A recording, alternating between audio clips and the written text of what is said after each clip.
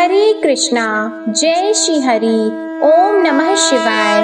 प्रिय भक्तजनों, आज बृहस्पतिवार के दिन आप बृहस्पति देव की बड़ी ही दुर्लभ कथा सुनेंगे। इस कथा को सुनने से भक्तों की सभी मनोकामनाएं भगवान बृहस्पति देव की कृपा से पूर्ण हो जाती हैं। तो आइए बड़ी ही श्रद्धा और प्रसन्न चित्त मन से इस कथा को सुनते हैं। भारतवर्ष में एक प्रतापी और दानी राजा राज्य करता था। वह नित्य गरीबों और ब्राह्मणों की सहायता करता था। यह बात उसकी रानी को अच्छी नहीं लगती थी। वह न ही गरीबों को दान देती, न ही भगवान का पूजन करती थी और राजा को भी दान देने से मना किया करती थी। एक दिन राजा शिकार खेलने वन को गए हुए थे, तो रानी महल में अकेली थी। उसी समय बृहस्पति देव साधु वेश में राजा के महल में भिक्षा लेने के लिए गए और भिक्षा मांगी, तो रानी ने भिक्षा देने से इनकार कर दिया और कहा, हे साधु महाराज, मैं तो दान पुण्य से तंग आ गई हूँ। मेरा पति सारा धन लुटाते रहते हैं। मेरी इच्छा है कि हमारा धन नष्ट हो जाए, फिर न रहेगा बांस, न बजेगी बांसुरी।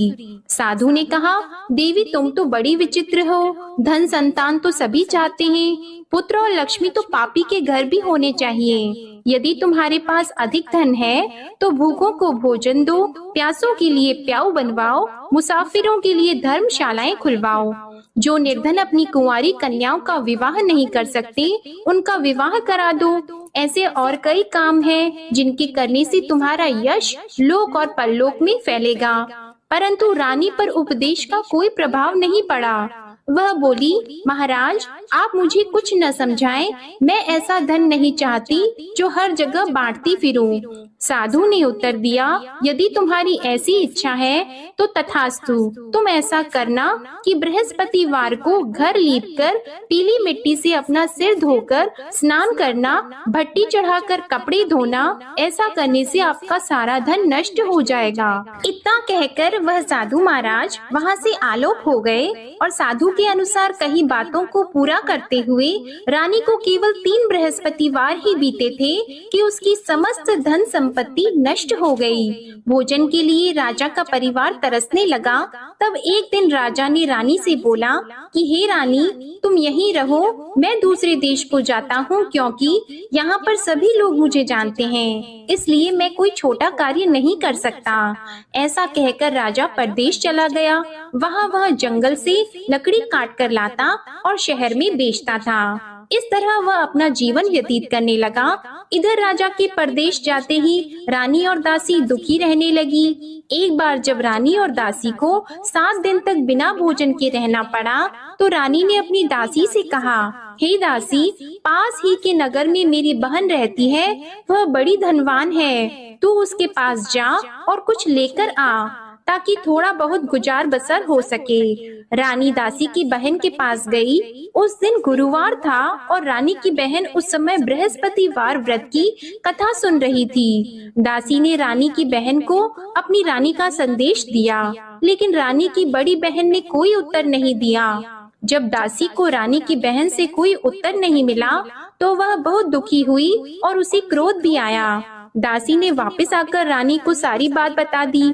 सुनकर रानी ने अपने भाग्य को कोसा। उधर रानी की बहन ने सोचा कि मेरी बहन की दासी आई थी, परंतु मैं उससे नहीं बोली, इससे वह बहुत दुखी हुई होगी। कथा सुनकर और पूजन समाप्त करके वह अपनी बहन के घर आई और कहने लगी, हे बहन, मैं बृहस्पतिवार का व्रत कर रही थी, तुम्हारी दासी मेरे घर आई थी, परंतु जब तक कथा होती है तब तक न तो उठते हैं और न ही बोलते हैं, इसलिए मैं नहीं बोली। कहो दासी क्यों गई थी? रानी बोली, बहन तुमसे क्या छिपाऊं, हमारे घर में खाने तक को अनाज नहीं था। ऐसा कहते कहते रानी की आंखें भर आई। उसने दासी समेत पिछले 7 दिनों से भूखे रहने तक की बात अपनी बहन को विस्तार पूर्वक सुना दी।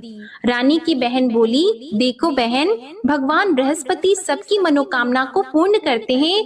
देखो शायद तुम्हारे घर में अनाज रखा हो। पहले तो रानी को विश्वास नहीं हुआ, पर बहन के आग्रह करने पर उसने अपनी दासी को अंदर भेजा तो उसे सचमुच अनाज से भरा एक घड़ा मिल गया। यह देखकर दासी को बड़ी हैरानी हुई। दासी रानी से कहने लगी, हे रानी, जब हमको भोजन नहीं मिलता तो हम व्रत ही तो करते हैं, इसलिए क्यों न इनसे व्रत और कथा की विधि पूछ ली जाए ताकि हम भी व्रत कर सकें। तब रानी ने अपनी बहन से बृहस्पतिवार व्रत के बारे में पूछा। उसकी बहन ने बताया, बृहस्पतिवार के व्रत में चने की दाल और मुनक्का से विष्णु भगवान का केले की जड़ में पूजन करें तथा दीपक जलाएं, व्रत कथा सुने और पीला भोजन ही करें। इससे बृहस्पति देव प्रसन्न होते हैं। और व्रत और पूजन विधि बताकर रानी की बहन अपने घर को लौट गई। 7 दिन के बाद जब गुरुवार आया तो रानी और दासी ने व्रत रखा। घुड़साल में जाकर चना और गुड़ लेकर आई, फिर उससे केले की जड़ तथा विष्णु भगवान का पूजन किया। अब पीला भोजन कहाँ से आए, इस बात को लेकर दोनों बहुत दुखी थी। चूँकि उन्होंने व्रत रखा था, इसलिए बृहस्पति देव उनसे प्रसन्न थे। इसलिए वे एक साधारण व्यक्ति का रूप धारण करके 2 थालों में सुंदर पीला भोजन दासी को दे गए। भोजन पाकर दासी बहुत प्रसन्न हुई और फिर रानी के साथ मिलकर भोजन ग्रहण किया। उसके बाद वे सभी गुरुवार को व्रत और पूजन करने लगी। बृहस्पति भगवान की कृपा से उनके पास फिर से धन संपत्ति आ गई, परंतु रानी फिर से पहले की तरह आलस्य करने लगी। तब दासी बोली, देखो रानी, तुम पहले भी इस प्रकार आलस्य करती थी, तुम्हें धन रखने में कष्ट होता था, इस कारण सभी धन नष्ट हो गया, और अब जब भगवान बृहस्पति की कृपा से धन मिला है तो तुम्हें फिर से आलस्य होता है। रानी को समझाते हुए दासी कहती है कि बड़ी मुसीबतों के बाद हमने यह धन पाया है, इसलिए हमें दान पुण्य करना चाहिए, भूखे मनुष्यों को भोजन कराना चाहिए और धन को शुभ कार्यों में खर्च करना चाहिए, जिससे तुम्हारे कुल का यश बढ़ेगा, स्वर्ग की प्राप्ति होगी और पितृ प्रसन्न होंगे। दासी की बात मानकर रानी अपना धन शुभ कार्यों में खर्च करने लगी, जिससे पूरे नगर में उसका यश फैलने लगा। उधर एक दिन राजा दुखी होकर जंगल में एक पेड़ के नीचे आसन जमाकर बैठ गया। वह अपनी दशा को याद करके व्याकुल होने लगा। बृहस्पतिवार का दिन था। एकाएक उसने देखा कि निर्जन वन में एक साधु प्रकट हुए। वह साधु वेश में स्वयं बृहस्पति देवता थे। लकड़हारे के सामने आकर बोले, हे लकड़हारे, इस सुनसान जंगल में तू इतना चिंता मग्न क्यों बैठा है? लकड़हारे ने दोनों हाथ जोड़कर प्रणाम किया और उत्तर दिया, महात्मा जी, आप सब कुछ जानते हैं, मैं क्या कहूँ। यह कहकर रोने लगा और साधु को अपनी आत्मकथा सुनाई। महात्मा जी ने कहा, तुम्हारी स्त्री ने बृहस्पतिवार के दिन बृहस्पति भगवान का निरादर किया है, जिसके कारण रुष्ट होकर उन्होंने तुम्हारी यह दशा कर दी। अब तुम चिंता को दूर करके मेरे कहने पर चलो तो तुम्हारे सब कष्ट दूर हो जाएंगे और भगवान पहले से भी अधिक संपत्ति देंगे। तुम बृहस्पति के दिन कथा किया करो, 2 पैसे के चने मुनक्का लाकर उसका प्रसाद बनाओ और शुद्ध जल से लोटे में शक्कर मिलाकर अमृत तैयार करो। कथा के पश्चात अपने सारे परिवार और सुनने वाले प्रेमियों में अमृत व प्रसाद को बांटकर खुद भी ग्रहण करो। ऐसा करने से भगवान तुम्हारी सब मनोकामनाएं पूरी करेंगे। साधु के ऐसे वचन सुनकर लकड़हारा बोला, हे प्रभु, मुझे लकड़ी बेचकर इतना पैसा नहीं मिलता जिससे भोजन के उपरांत कुछ बचा सकूं। मैंने रात्रि में अपनी स्त्री को व्याकुल देखा है, मेरे पास कुछ भी नहीं जिससे मैं उसकी खबर मंगा सकूं। और फिर मैं बृहस्पति देव की क्या कहानी सुनूं? मुझको तो कुछ भी मालूम नहीं है। साधु ने कहा, हे लकड़हारी, तुम किसी बात की चिंता मत करो। बृहस्पतिवार के दिन तुम रोजाना की तरह लकड़ियां लेकर शहर को जाओ। तुमको रोज से दुगना धन प्राप्त होगा, जिससे तुम भली भांति भोजन कर लोगे और बृहस्पति देव की पूजा का सामान भी आ जाएगा। बृहस्पति देव की कथा इस प्रकार है, सुनो। प्राचीन काल में एक ब्राह्मण रहता था। वह बहुत निर्धन था। उसकी कोई संतान नहीं थी। उसकी स्त्री बहुत मलिनता के साथ रहती थी। वह स्नान नहीं करती, किसी देवता का पूजन नहीं करती। इससे ब्राह्मण देवता बड़े दुखी थे। बेचारे बहुत कुछ कहते थे, किंतु उसका कुछ परिणाम नहीं निकला। भगवान की कृपा से ब्राह्मण की स्त्री के कन्या रूपी रत्न पैदा हुआ। कन्या बड़ी होने पर प्रातः स्नान करके विष्णु भगवान का जाप और बृहस्पतिवार का व्रत करने लगी। अपने पूजन पाठ को समाप्त करके विद्यालय जाती तो अपनी मुट्ठी में जौ भर के ले जाती और पाठशाला के मार्ग में डालती जाती। तब ये जौ स्वर्ण के हो जाते तो लौटते समय उनको बीन कर घर ले आती। एक दिन वह बालिका सूप में उस सोने के जौ को फटक कर साफ कर रही थी कि उसके पिता ने देख लिया और कहा, हे बेटी, सोने के जौ के लिए सोने का सूप होना चाहिए। दूसरे दिन बृहस्पतिवार था। इस कन्या ने व्रत रखा और बृहस्पति देव से प्रार्थना करके कहा, मैंने आपकी पूजा सच्चे मन से की है तो मेरे लिए सोने का सूप दे दो। बृहस्पति देव ने उसकी प्रार्थना स्वीकार कर ली। रोजाना की तरह वह कन्या जौ फैलाती हुई जाने लगी। जब लौटकर जौ बीन रही थी तो बृहस्पति देव की कृपा से सोने का सूप मिला। उसे वह घर ले आई और उसमें जौ साफ करने लगी, परंतु उसकी माँ का वही ढंग रहा। एक दिन की बात है कि वह कन्या सोने के सूप में जौ साफ कर रही थी। उस समय उस शहर का राजपुत्र वहां से होकर निकला। इस कन्या के रूप और कार्य को देखकर मोहित हो गया और अपने घर आकर भोजन और जल त्याग कर उदास होकर लेट गया। राजा को इस बात का पता लगा तो अपने प्रधानमंत्री के साथ उसके पास गए और बोले, हे बेटा, तुम्हें किस बात का कष्ट है? किसी ने तुम्हारा अपमान किया है अथवा और कोई कारण हो सो कहो, मैं वही कार्य करूँगा जिससे तुम्हें प्रसन्नता हो। अपने पिता की राजकुमार ने बातें सुनी तो वह बोला, मुझे आपकी कृपा से किसी बात का दुख नहीं है। किसी ने मेरा अपमान नहीं किया है, परंतु मैं उस लड़की से विवाह करना चाहता हूँ जो सोने के सूप में जौ साफ कर रही थी। यह सुनकर राजा आश्चर्य में पड़ गया और बोला, हे बेटा, इस तरह की कन्या का पता तुम ही लगाओ, मैं उसके साथ तेरा विवाह अवश्य ही करवा दूंगा। राजकुमार ने उस लड़की के घर का पता बताया। तब मंत्री उस लड़की के घर गए और ब्राह्मण देवता को सभी हाल बताया। ब्राह्मण देवता राजकुमार के साथ अपनी कन्या का विवाह करने के लिए तैयार हो गए तथा विधि विधान के अनुसार ब्राह्मण की कन्या का विवाह राजकुमार के साथ हो गया। कन्या के घर से जाते ही पहले की भांति उस ब्राह्मण देवता के घर में गरीबी का निवास हो गया। अब भोजन के लिए भी अन्न बड़ी मुश्किल से मिलता था। एक दिन दुखी होकर ब्राह्मण देवता अपनी पुत्री के पास गए। बेटी ने पिता की दुखी अवस्था को देखा और अपनी माँ का हाल पूछा। तब ब्राह्मण ने भी सभी हाल कहा। कन्या ने बहुत सा धन देकर अपने पिता को विदा कर दिया। इस तरह ब्राह्मण का कुछ समय सुख पूर्वक व्यतीत हुआ। कुछ दिन के बाद फिर वही हाल हो गया।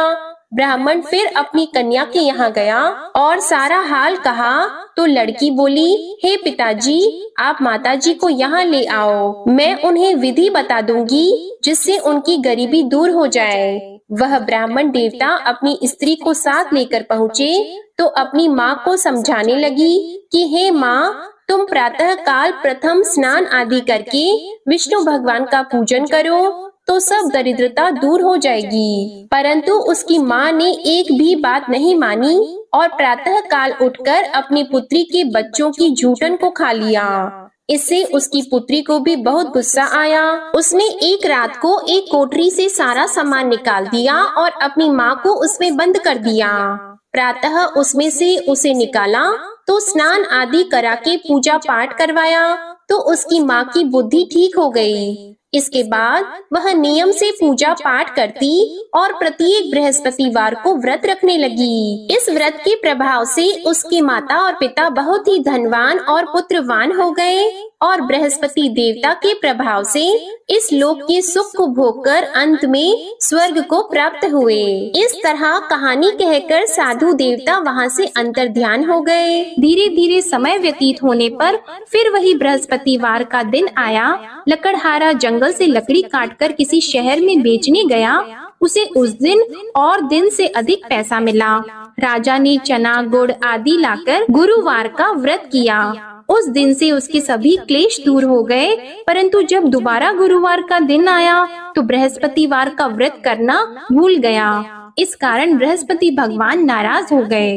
उस दिन उस नगर के राजा ने विशाल यज्ञ का आयोजन किया था तथा शहर में ये घोषणा करा दी कि कोई भी मनुष्य अपने घर में भोजन न बनवाए, न आग जलाए। समस्त जनता मेरे यहाँ भोजन करने आए। इस आज्ञा को जो न मानेगा उसे फांसी की सजा दी जाएगी। इस तरह की घोषणा संपूर्ण नगर में करवा दी गई। राजा की आज्ञा के अनुसार शहर के सभी लोग भोजन करने गए, लेकिन लकड़हारा कुछ देर से पहुंचा, इसलिए राजा उसको अपने साथ घर लेके गए और ले जाकर भोजन करा रहे थे तो रानी की दृष्टि उस खूंटी पर पड़ी जिस पर उसका हार लटका हुआ था।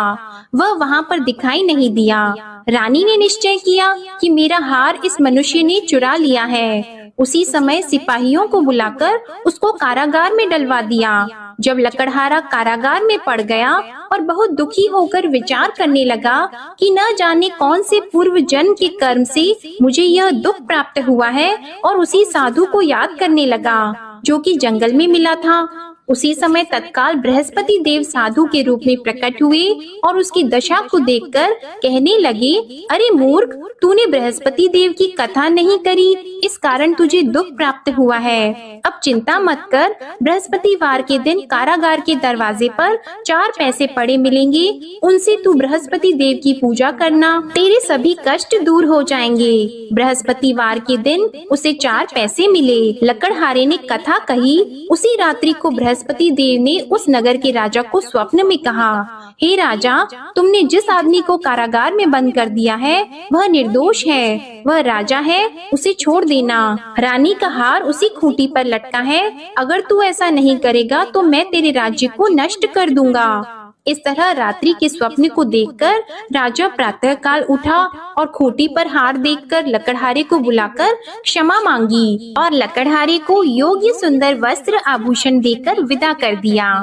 बृहस्पति देव की आज्ञा के अनुसार लकड़हारा अपने नगर को चल दिया। राजा जब अपने नगर के निकट पहुंचा तो उसे बड़ा आश्चर्य हुआ। नगर में पहले से अधिक बाग, तालाब, कुएं तथा बहुत सी धर्मशाला, मंदिर आदि बन गई हैं। राजा ने पूछा, यह किसका बाग और धर्मशाला है? तब नगर के सब लोग कहने लगे, यह सब रानी और बंदी के हैं। तो राजा को आश्चर्य हुआ और गुस्सा भी आया। जब रानी ने यह खबर सुनी कि राजा आ रहे हैं तो उन्होंने दासी से कहा, हे दासी, देख राजा हमको कितनी बुरी हालत में छोड़ गए थे, हमारी ऐसी हालत देखकर वह लौट न जाएं, इसलिए तू दरवाजे पर खड़ी हो जा।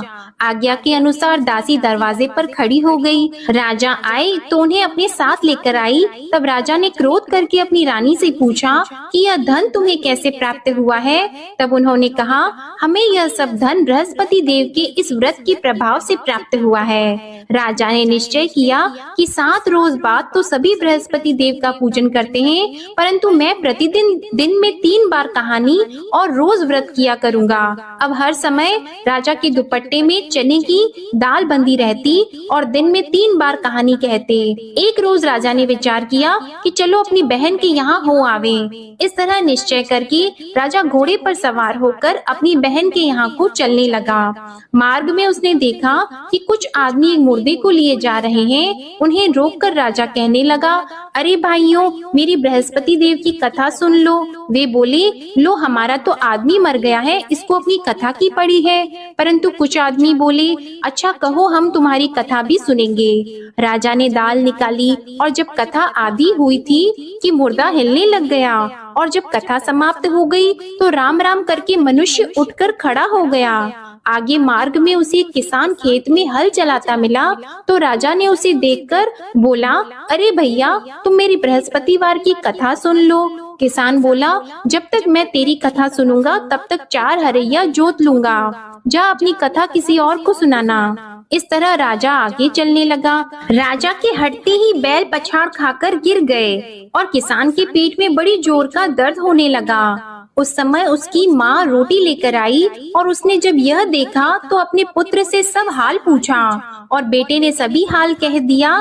तो बुढ़िया दौड़ी दौड़ी उस घुड़सवार के पास गई और उससे बोली कि मैं तेरी कथा सुनूंगी, तू अपनी कथा मेरे खेत पर चलकर ही कहना। राजा ने बुढ़िया के खेत पर जाकर कथा कही, जिसके सुनते ही वह बैल उठकर खड़े हुए तथा किसान के पेट का दर्द भी बंद हो गया। राजा अपनी बहन के घर पहुंचा। बहन ने भाई की खूब मेहमानी की। दूसरे रोज प्रातः काल राजा जगा तो वह देखने लगा कि सब लोग भोजन कर रहे हैं। राजा ने अपनी बहन से कहा, ऐसा कोई मनुष्य है जिसने भोजन नहीं किया हो? मेरे बृहस्पतिवार की कथा सुन ले। बहन बोली, हे भैया, यह देश ऐसा है कि पहले यहाँ लोग भोजन करते हैं, बाद में अन्य काम करते हैं। अगर कोई पड़ोस में हो तो देख आऊं। वह ऐसा कहकर देखने चली गई, परंतु उसे कोई ऐसा व्यक्ति नहीं मिला जिसने भोजन न किया हो। अतः वह एक कुम्हार के घर गई, जिसका लड़का बीमार था। उसे मालूम हुआ कि उनके यहाँ 3 रोज से किसी ने भोजन नहीं किया है। रानी ने अपने भाई की कथा सुनने के लिए कुम्हार से कहा। वह तैयार हो गया। राजा ने जाकर बृहस्पतिवार की कथा कही, जिसको सुनकर उसका लड़का ठीक हो गया।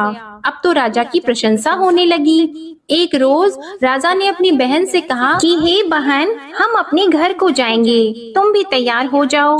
राजा की बहन ने अपनी सास से कहा, तो सास ने कहा, हाँ चली जा, परंतु अपने लड़कों को मत ले जाना, क्योंकि तेरे भाई की कोई औलाद नहीं है। बहन ने अपने भैया से कहा, हे भैया, मैं तो चलूंगी पर कोई बालक नहीं चलेगा। तो राजा बोला, जब कोई बालक नहीं चलेगा तब तुम ही क्या करोगी? बड़े दुखी मन से राजा अपने नगर को लौट आया। राजा ने अपनी रानी से कहा, हम निर्वंशी हैं, हमारा मुंह देखने का धर्म नहीं है और कुछ भोजन आदि नहीं किया है। रानी बोली, हे प्रभु, बृहस्पति देव ने हमें सब कुछ दिया है, वह हमें औलाद अवश्य देंगे। उसी रात को बृहस्पति देव ने राजा से स्वप्न में कहा, हे राजा उठो, सभी सोच त्याग दो, तेरी रानी गर्भ से है। राजा को यह बात सुनकर बड़ी खुशी हुई। 9वें महीने में उसके गर्भ से एक सुंदर पुत्र पैदा हुआ। तब राजा बोला, हे रानी, स्त्री बिना भोजन के रह सकती है, पर बिना कहे नहीं रह सकती। जब मेरी बहन आएगी तुम उससे कुछ मत कहना। रानी ने सुनकर हाँ कर दिया। जब राजा की बहन ने यह शुभ समाचार सुना तो वह बहुत खुश हुई और बधाई लेकर अपने भाई के यहाँ आई। तभी रानी ने कहा, घोड़ा चढ़कर तो नहीं आई है, गधा चढ़कर आई है। राजा की बहन बोली, भाभी, मैं इस प्रकार न कहती तो तुम्हें औलाद कैसे मिलती? बृहस्पति देव ऐसे ही हैं, जैसी जिसके मन में कामनाएं हैं सभी को पूर्ण करते हैं। जो सद्भावना पूर्वक बृहस्पतिवार का व्रत करता है एवं कथा पढ़ता है अथवा सुनता है, दूसरों को सुनाता है, बृहस्पति देव उनकी सभी मनोकामनाएं पूर्ण करते हैं। बृहस्पति देव उनकी सदैव रक्षा करते हैं। जो संसार में सद्भावना और सच्चे हृदय से बृहस्पति देव का पूजन करते हैं, उनकी सभी मनोकामनाएं उसी प्रकार पूर्ण होती हैं, जैसे राजा और रानी ने बृहस्पति देव की कथा का गुणगान किया। उनकी सभी इच्छाएं बृहस्पति देव ने पूर्ण की। मनुष्य को हृदय से उनका मनन करते हुए जयकारा करना चाहिए। तो प्रेम से बोलिए, बृहस्पति देव की जय, विष्णु भगवान की जय, समस्त देवी देवताओं की जय। अब आप भगवान बृहस्पति देव की आरती श्रवण कीजिए। ओम जय बृहस्पति देवा, ओम जय बृहस्पति देवा, छिन्न छिन्न भोग लगाओ, कदली फल मेवा। ओम जय बृहस्पति देवा, तुम पूर्ण परमात्मा, तुम अंतर्यामी, जगत पिता जगदीश्वर, तुम सबके स्वामी। ओम जय बृहस्पति देवा, चरणामृत निज निर्मल, सब पातक हरता, सकल मनोरथ दायक, कृपा करो भरता। ओम जय बृहस्पति देवा, तन मन धन अर्पण कर, जो जन शरण पड़े, प्रभु प्रकट तब होकर, आकर द्वार खड़े। ओम जय बृहस्पति देवा, दीन दयाल दयानिधि, भक्तन हितकारी, पाप दोष सब हरता, भव बंधन हारी। ओम जय बृहस्पति देवा, सकल मनोरथ दायक सब संशय तारो, विषय विकार मिटाओ संतन सुखकारी। ओम जय बृहस्पति देवा, जो कोई आरती तेरी प्रेम सहित गावे, ज्येष्ठानंद बंद सो निश्चय ही पावे। ओम जय बृहस्पति देवा, ओम जय बृहस्पति देवा। प्रेम से बोलिए भगवान बृहस्पति देव की जय। बोलिए भगवान श्री लक्ष्मी नारायण जी की जय। आपको आज की कथा पसंद आए, आरती पसंद आए तो वीडियो को लाइक कीजिएगा, शेयर कीजिएगा, कमेंट में भगवान बृहस्पति देव जी की जय लिखिएगा और चैनल को भी सब्सक्राइब करिएगा। इसी के साथ आप हमारे चैनल पर वैशाख मास महात्म्य की कथाएं हर दिन नियम से सुनिएगा और वैशाख मास की अन्य कहानियां भी जरूर सुनिएगा। प्रेम से बोलिए भगवान श्री बृहस्पति देव की जय।